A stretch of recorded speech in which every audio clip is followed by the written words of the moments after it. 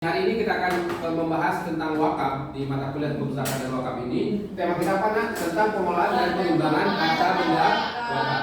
Coba perhatikan ada di sekalian sini. Bagaimana sebenarnya pengelolaan dan pengembangan harta wakaf? Maka di pasal 42 Undang-Undang 41 tahun 2004 tentang wakaf dikatakan nazir wajib mengelola dan mengembangkan harta benda wakaf dengan tujuan, fungsi dan peruntukannya. Lalu di pasal 45 dikatakan bahwa harta wakaf itu sesuai peruntukan yang tercantum dalam AIW. Ada yang masih ingat apa itu AIW? Akta Ikrar.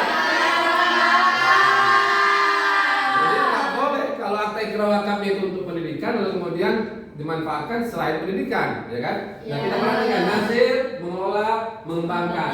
Sesuai apa? Tujuan, fungsi dan peruntukan. Tujuan dan fungsi peruntukan itu tentu tercantum dalam namanya AIW. Akta ikrar wakaf.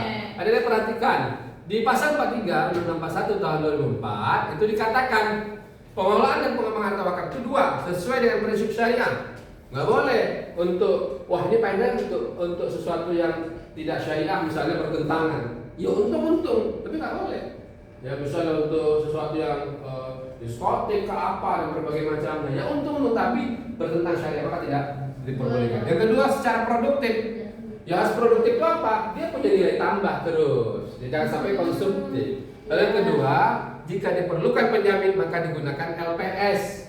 Nah, untuk wakaf uang misalnya itu boleh diinvestasikan di lembaga keuangan syariah. Tapi lembaga keuangan syariah itu harus punya LPS. Tapi kalau dia diinvestasikan di luar lembaga keuangan syariah, maka lembaga keuangan syariah harus diasuransikan.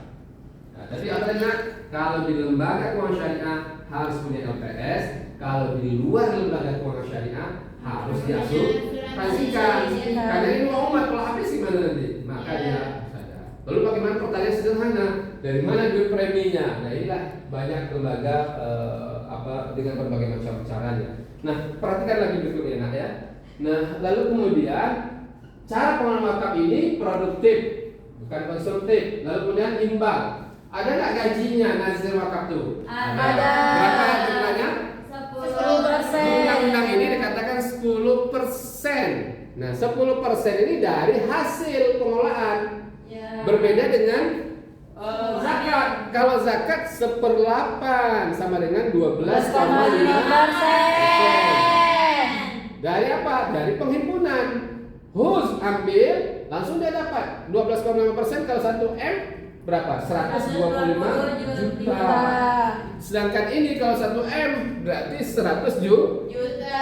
Apa membedakannya? Kalau wakaf itu dari hasil pengelolaannya. Itu sesuai dengan hadis Nabi, ya wasabil samratuhu, yang disalurkan itu adalah buahnya. Nah itu. Kalau nggak berbuah berarti nggak dapat gaji. Nyambung ya? Maka harus produktif. Mana lebih enak? Nazir wakaf atau ambil zakat? Kalau kita enak ambil zakat, tapi disinilah butuhnya inovasi, ya. Jadi nazir wakaf harus inovatif sehingga dia bisa mempunyai hasil yang lebih banyak. Lalu kemudian sanksi, kalau diselewengkan maka nazir wakaf mendapatkan sanksi, bisa dipidana, penjara dan juga denda dan berbagai macamnya. Hadirin sekalian, nah boleh siapa saja yang boleh menjadi nazir wakaf ini di Indonesia? 3 perseorangan, organisasi, badan hukum. Perorangan ini bukan 1 orang, tapi minimal 3 orang. Nah, kemudian yang menarik dari sekalian, ya kalau wakif, orang berwakaf, boleh nggak non muslim? Boleh wakif, boleh. Dalilnya apa? Mukhairik, seorang Yahudi pada masa Rasulullah berwakaf. Tapi boleh nggak non muslim menjadi nazir pengelola wakaf? Karena di undang-undang kita dikatakan nazir wakaf itu 1 warga negara Indonesia, dan kedua beragama Islam, salah satu syaratnya. Jadi tidak boleh non muslim. Nah kita punya nazir wakaf terbanyak di dunia. Lalu kemudian peruntukannya. Nah jadi saya setuju pada dasarnya begini sebenarnya anak-anak sekalian, dalam pengelola wakaf himpun wakafnya, jadikan dia aset produktif, membangun kompleks pertokohan, membangun bensin, perkebunan, lalu kemudian hasilnya baru sedekahkan untuk apa? Bangun masjid, sekolah, beasiswa, kesehatan juga. Nah inilah yang kemudian insya Allah menjadi mimpi kita bersama. Nah ini Pak Indra di banyak tempat, ini adalah di Ngabar, pesantren Pak Indra. yang wakafnya Masya Allah luar biasa, hasil wakafnya puluhan miliar. Masya Allah. Lontong juga demikian. Dan ini Al-Azhar Kairo, kita dapat juga Al-Azhar Kairo. Masya Ini Darut Tauhid dengan konsep wakaf yang juga luar biasa. Lalu ada wakaf memadukan zakat wakaf. Ini adalah dompet apa? Nama kenal dengan rumah sehat. Lalu kemudian ini pom bensin pesantren zakat Mas Kiana. Lalu ini ada warung wakaf juga. Wow. Lalu kemudian ada Al-Azhar dan ini Masya Allah kenapa sih bisa tumbuh berkembang karena punya wakaf. Masya Allah. Lalu kemudian ini adalah Singapura dengan kita kenal Masjid Bangkolin ya, yang diperuntukkan apartemen dan wakaf dan berbagai macamnya. Nah saya pikir itu, nah ini adalah Hotel Wakaf Utsman bin Affan yang di Madinah, satu doa terbaik semuanya ada di sekalian bisa mengunjungi ini juga semuanya.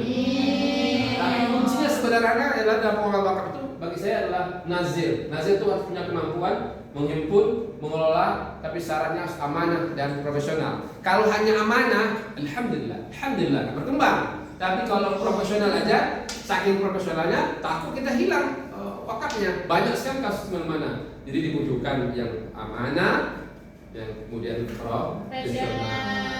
Dan itulah pada akhirnya sejahtera, masyarakat sejahtera, negara sejahtera, dan kita semuanya sejahtera. Ada yang tertarik berwakaf? Tertarik. Ada yang tertarik mengelola hasil wakaf? Tertarik. Mudah-mudahan berkah untuk kita semuanya.